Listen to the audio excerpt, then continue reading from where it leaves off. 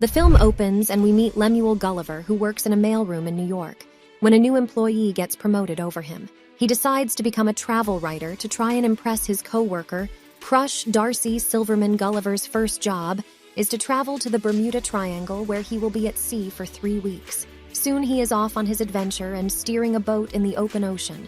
Later he comes across a storm and is hit with massive waves. He puts on some floaties as the ship is sucked into a giant inverted whirlpool, which has formed. Gulliver screams as he falls off his ship, and through the hole and the screen goes dark. When he wakes up, he thinks he is paralyzed and feels something crawling on him, which he assumes are ants. Gulliver looks up and sees people that are less than 1% of his size. They are soldiers, and one states he is General Edward, commander of Lilliput. They have tied Gulliver up with ropes and accuse him of aiding their enemies, some group called the Bell Fusion. Gulliver screams and rips off the ropes as he stands up. He thinks he is dreaming, but the army manages to pull him back down and he passes out again. Later, he finds himself tied up and paraded through the streets of Lilliput.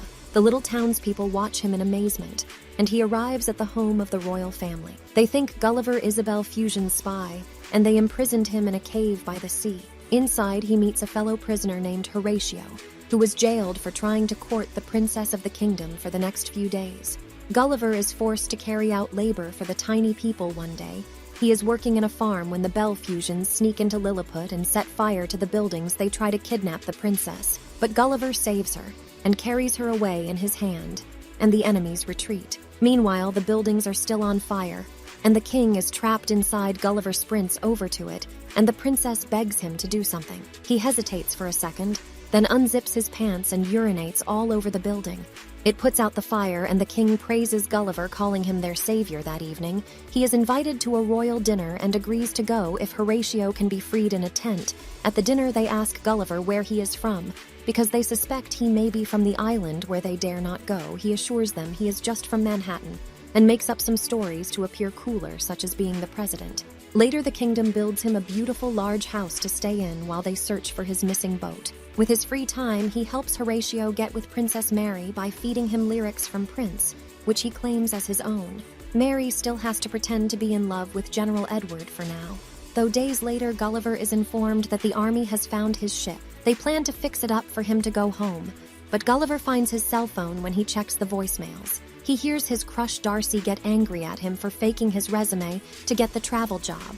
She tells him to stay wherever he is hiding, because she doesn't want to see him again that night. Gulliver decides to remain at the island, and the king allows him to stay as long as he wants.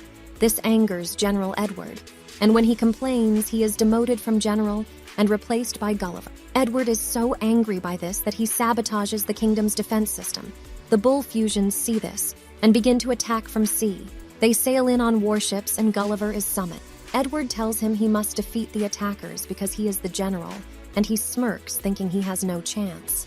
Gulliver then takes off his shirt and wades into the water towards the enemy ships. He tries to negotiate with them to leave Lilliput, but they fire their cannons at him, hitting him in the chest.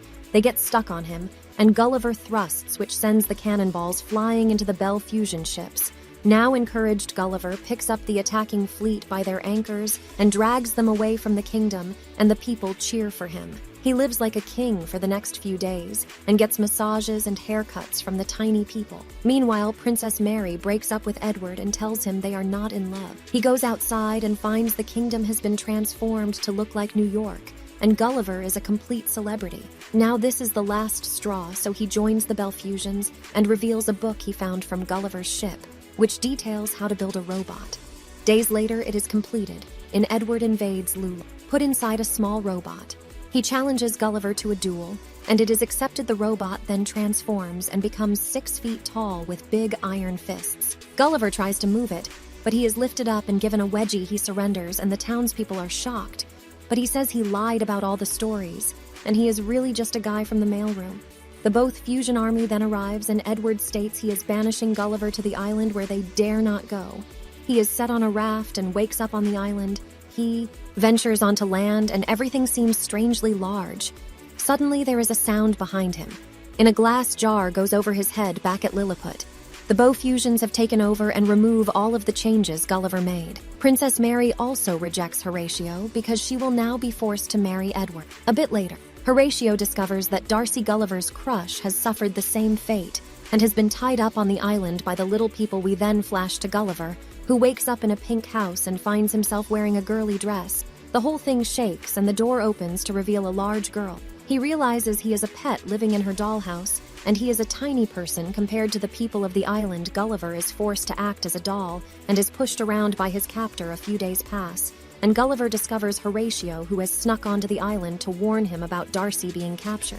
He realizes she is only there because of him, and he needs to save her. Horatio gives him a pep talk, and he takes a parachute from another toy.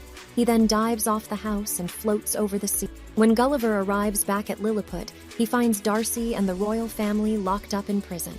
Darcy confronts him about why everyone is calling her his one true love, and he finally reveals he has a crush on her. Gulliver then tells the king he wants to make it up for them and save the kingdom.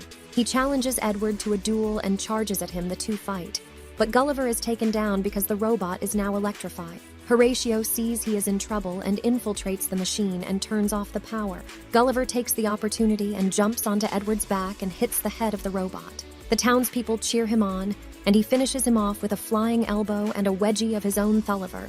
And Darcy embrace, and Horatio approaches Princess Mary, and they kiss after getting approval from the king.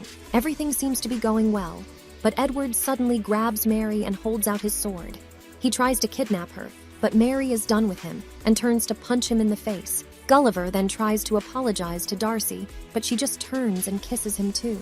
With his last act, Gulliver breaks out in song and convinces the two rival kings to stop their constant wars, and they all dance together. Darcy and Gulliver then sail away as the tiny people wave goodbye, and they enter the whirlpool.